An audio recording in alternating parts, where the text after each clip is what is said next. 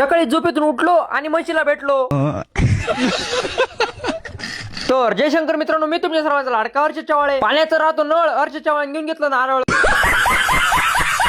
आंघोळ वगैरे करून मालकांचा पाय पडून घेतला आणि गॉगल लावून निघालो रस्त्याकडे जाण्यासाठी. कारण की आमच्या गावात मांडव आहे, त्या मांडवाच्या गाड्याला नारळ फोडायचंय. रस्त्यावरती गेल्यानंतर पिंटू काका आणि नानू काका भेटून गेले आपल्याला. गाड्या यायला अजून थोडासा टाइम होता म्हणून गाड्याची आम्ही वाट बघत होतो. गाड्या आल्यानंतर आईने मस्तपैकी बैलांची पूजा करून घेतली. पूजा वगैरे झाली, मग काय भाऊने नारळी फोडून घेतलं. हे सर्व झाल्यानंतर मी आणि पप्पा निघालो जिथे मांडव होता तिथे जाण्यासाठी. मांडव घरी होते, नाश्त्याला भज्या, सर्व माणसं भज्या खाण्याचे मारत होते मजा.